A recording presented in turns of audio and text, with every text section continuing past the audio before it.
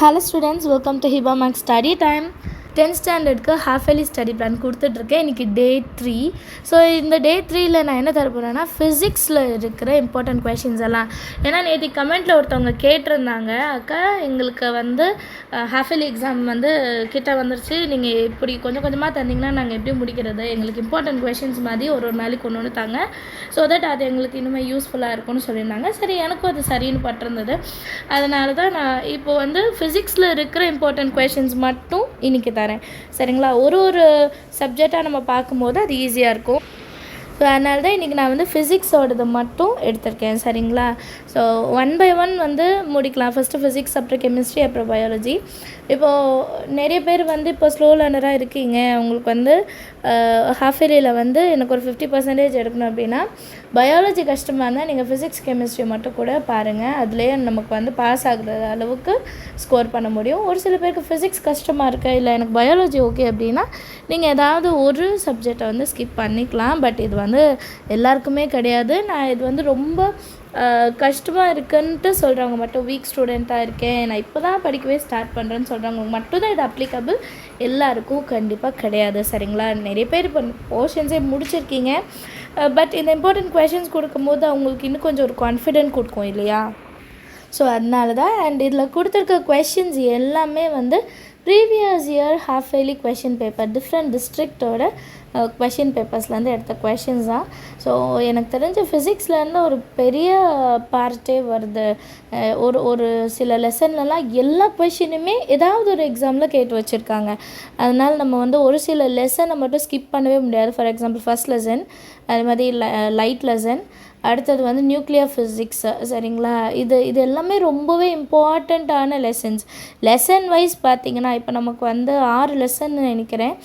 6 லெசனில் இது ரொம்ப முக்கியம். 6 லெசன்ஸில் நான் இப்போ ஒரு 3 லெசன் சொன்னேன் பார்த்திங்களா? ஃபர்ஸ்ட் லெசன், அப்புறம் லைட்டு, அதுக்கப்புறம் நியூக்ளியர் ஃபிசிக்ஸு. அக்கஸ்டிக்ஸ் கூட ஓகே, பட் நியூக்ளியர் ஃபிசிக்ஸும் இது ரிப்பீட்டடாக கேட்டிருக்காங்க. அண்ட் நீங்கள் டீட்டெயில் ஆன்சர்ஸ்லாம் பாயிண்ட் வைஸ் வச்சு படிக்கிறது ரொம்பவே முக்கியம். டே 2 வரைக்கும் ஒர்க்கு முடிச்சிட்டிங்கன்னா மறக்காமல் கமெண்ட் செஷனில் எழுதுங்க. அண்ட் இந்த மாதிரி வீடியோஸ் உங்களுக்கு யூஸ்ஃபுல்லாக இருக்கா இல்லையான்றதும் எழுதுங்க. நிறைய பேர் சொல்கிறீங்க இது யூஸ்ஃபுல்லாக இருக்குது, சோஷியலுக்கும் தாங்க அப்படின்னு சொல்லிட்டு. சோஷியலுக்கு ஒரே ஒரு வீடியோ போதும். ஆக்சுவலி இந்த மாதிரி டெய்லி பிளான் வேண்டாம். அதில் நான் இம்பார்ட்டன்ஸ் கொடுத்துட்றேன், என்னென்ன படிக்கணும், இல்லை எப்படி படிக்கணும்னு கொடுத்துட்றேன். ஏன்னா சோஷியல் நிறைய பேருக்கு கஷ்டமாக இருக்கும். ஸோ அதனால தான் யோசிச்சுட்டு இருக்கேன் நான் அது எந்த அளவுக்கு கொண்டு போகும் அப்படின்னு தெரியலை. பட் சயின்ஸ் எனக்கு ஒரு இன்ட்ரெஸ்ட் அதில், அதனால் அது பண்ணிகிட்ருக்கேன். சோஷியல் ஒரே ஒரு வீடியோ ஹாஃப் இயர்லிக்கு எப்படி ப்ரிப்பேர் பண்ணுறதுன்ட்டு அதை நான் அப்லோட் பண்ணிடுறேன். அதுக்கப்புறம் இன்றைக்கி உள்ள வேலை முடிச்சிருங்க. சாட்டர்டே சண்டே டைம் இருக்குது, வேஸ்ட் பண்ணிடாதீங்க. ஏன்னா நமக்கு ஹாஃப் இயர்லிக்கு வெறும் 10 நாள் தான் இருக்குது.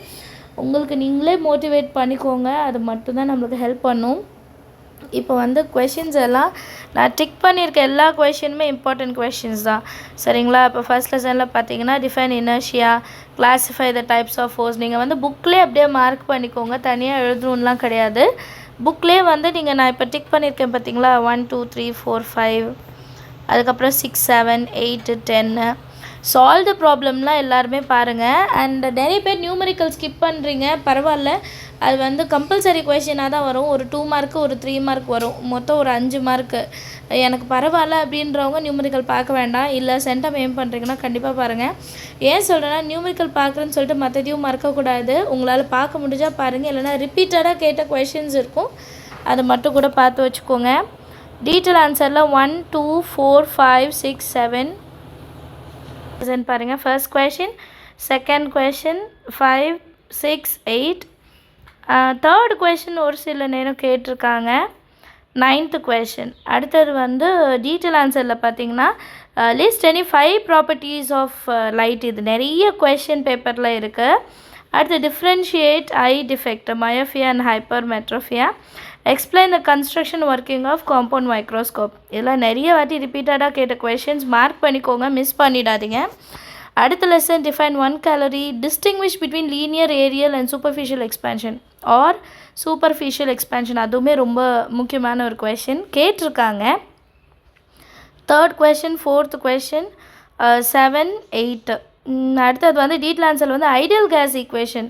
அது கேஸ் ஈக்குவேஷன் வந்து ரொம்ப லென்த்தாக இருக்கும்னு நினைக்காதீங்க, பாதியாவது பார்த்து வைங்க. இப்போது எப்படி சொல்கிறேன்னா, ஒரு கொஷின் எடுக்கிறீங்க கஷ்டமாக இருக்குன்னா அட்லீஸ்ட் 5 பாயிண்ட் இருக்குன்னா 3 பாயிண்டாவது படிக்க வைங்க, அதுதான் நல்லது.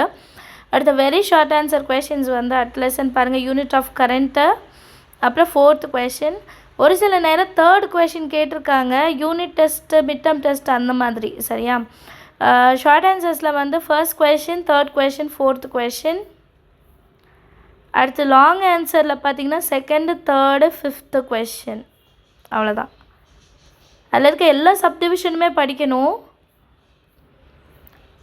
அடுத்த லெசன் பாருங்கள், what is audible range of frequency, minimal distance needed for echo, name the animals which can hear. அப்புறம் 4th question, 5th question. Detail answer 1, 2, 3, 4.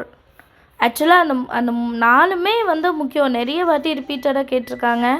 So ரிப்பீட்டடாக கேட்டிருக்கனால அது பார்த்துடலாம். அடுத்த லெசனில் வந்து very short answers 1 or 2 words இருக்குது பாருங்கள், அது ரொம்பவே முக்கியம். அந்த 11மே படிச்சிடுங்க. அடுத்து ஃபியூ சென்டென்ஸ் இருக்கிறதுல வந்து ஃபஸ்ட்டு 5 கொஷின்ஸ், அப்புறம் 8, 9. டீட்டெயில் ஆன்சரில் வந்து 1, 2, 3 3மே, ஏன்னா நிறைய இதில் கேட்டிருக்காங்க. ப்ராப்பர்ட்டிஸ் ஆஃப் ஆல்ஃபா பீட்டா காமாலாம் கேட்டிருக்காங்க. ஸோ ஃபிசிக்ஸை பொறுத்த வரைக்கும் இதெல்லாம் இம்பார்ட்டண்ட் கொஷின்ஸ். இந்த கொஷின்ஸ்லாம் படிக்காமல் நீங்கள் போகக்கூடாது.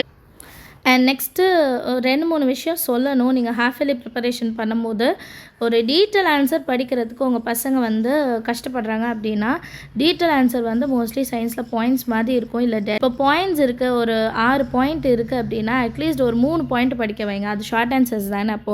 இப்போ டீட்டெயில் ஆன்சரை நம்ம வந்து சின்னதாக்கி ஷார்ட் ஆன்சர்ஸ் மாதிரி கொடுக்குறோம். ஃபார் எக்ஸாம்பிள், இப்போ ப்ராப்பர்ட்டிஸ் ஆஃப் லைட் இருக்குது பார்த்தீங்களா, 5 பாயிண்ட் எழுத சொல்லுவாங்க. நீங்கள் அதில் 3 பாயிண்ட் படிக்க வைங்க. இதெல்லாம் குட்டியாக இருக்கோ பார்த்து 3 பாயிண்ட் படிக்க வைங்க. 5 மார்க் வரலனாலும் அட்லீஸ்ட் 2.5 மார்க் வரும்.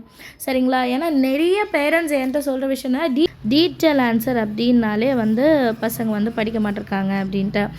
பெருசாக இருக்கும்னு நினைக்கிறாங்களா என்னன்னு தெரியல, பட் வந்து டீட்டெயில்னாலே படிக்க மாட்டிருக்காங்க. அது ஈஸியாக தான் இருக்குது, ஆனால் படிக்க மாட்டிருக்காங்கன்னு சொல்கிறாங்க. ஸோ அதுக்கு தான் இந்த ஐடியா சொல்கிறேன். 5 பாயிண்ட் இருக்கா, 3 பாயிண்ட் படிக்க வைங்க. இப்போ டிஸ்டிங்விஷ் பிட்வீன்லாம் இருக்குது அப்படின்னா அதில் 4 பாயிண்ட் இருக்கா, 2 பாயிண்ட் படிக்க வைங்க அட்லீஸ்ட்டு. ஏன் சொல்கிறேன்னா, அவங்களுக்கு அந்த டீட்டெயில் ஆன்சரை அட்டென்ட் பண்ணணும்னு ஒரு மைண்ட் செட் வரணும். முதல்ல டீட்டெயில் ஆன்சரையும் படிக்கணும் அப்படின்ட்டு. டீட்டெயில் ஆன்சரை நீங்கள் 2 3 பிரிச்சிங்கன்னா அது ஷார்ட் ஆன்சர்ஸ் தான். கரெக்டாக? இதை வந்து உங்கள் பசங்களுக்கு புரிய வைங்க. பாதியாக படித்து எழுதிட்டு அப்புறம் கூட ஃபுல்லாக படித்து எழுத வைங்க. அது ஓகே. சரிங்களா? நெக்ஸ்ட்டு என்ன சொல்லணும்னு நினச்சேன்னா, டயக்ராம் கொஷின்ஸ் வந்து நிறைய இருக்குது. அது வந்து லைக் ஃபிசிக்ஸில் பார்த்திங்கன்னா லைட் லெசன்லேருந்து வரும். கெமிஸ்ட்ரியில் அவ்வளோவா கிடையாது, பயாலஜியில் இருக்குது. அதுக்கப்புறம் இப்போ ஃபிசிக்ஸில் வந்து லைட் லெசனில் இருக்கிற டயக்ராம் கொஷின்ஸ் கண்டிப்பாக பாருங்கள். அந்த ரே வச்சுலாம் சொல்லுவாங்க, அது பாருங்கள். அடுத்தது வந்து நியூமரிக்கல் ப்ராப்ளம்ஸ் வந்து 2 மார்க் அண்ட் 3 மார்க்கில் தான் வரும். நான் என்ன சொல்கிறேன்னா, 2 மார்க் மட்டுமாவது கான்சென்ட்ரேட் பண்ணுங்கள். குட்டியாக இருக்கிற சம்ஸ் மட்டுமாவது கான்சென்ட்ரேட் பண்ணுங்கள். ஸோ தட் நமக்கு பெரிய கொஷின்ஸ் பார்க்கலனாலும் பரவாயில்ல. சரிங்களா? ஒன்றுமே படிக்காமல் போகிறதுக்கு ஏதாவது படித்து வச்சுட்டு போகிறது எப்போவுமே நல்லது. இந்த 2 விஷயம் நான் சொல்லணும்னு நினச்சேன். எல்லாருமே இந்த ஸ்டடி பிளான் வந்து ஃபாலோ பண்ணிகிட்டே வாங்க. நாளைக்கு உண்டான வீடியோவில் வந்து நான் கெமிஸ்ட்ரியோட இம்பார்ட்டன்ட் questions, repeated questions தரேன். அண்ட் நான் சொன்ன எல்லா கொஷினுமே கொஷின் பேப்பரில் வந்தது. So don't skip any questions. எந்த கொஷின்ஸையும் நீங்கள் வந்து ஸ்கிப் பண்ணாமல் படிக்க பாருங்கள். சரிங்களா? இந்த வீடியோ பிடிச்சிருந்தால் மறக்காமல் ஒரு லைக் பண்ணுங்கள், உங்கள் ஃப்ரெண்ட்ஸ் சர்க்கிளையும் ஷேர் பண்ணுங்கள். அண்ட் இது வரைக்கும் நம்ம சேனலை சப்ஸ்கிரைப் பண்ணாமல் பார்த்துட்டு இருந்தீங்கன்னா சப்ஸ்கிரைப் பண்ணிவிட்டு பெல் ஐக்கான் செலக்ட் பண்ணுங்கள். ஆனுவல் வரைக்கும் உங்களுக்கு இந்த மாதிரி ஒரு டிப்ஸை எப்படி படிக்கணும், ப்ராப்ளம்ஸ் எப்படி சால்வ் பண்ணணும் எல்லாமே வந்து உங்களுக்கு சொல்லுவேன். ஸோ மறக்காமல் சேனலை ஃபாலோ பண்ணுங்கள். தேங்க்யூ ஸோ மச் ஃபார் வாட்சிங்.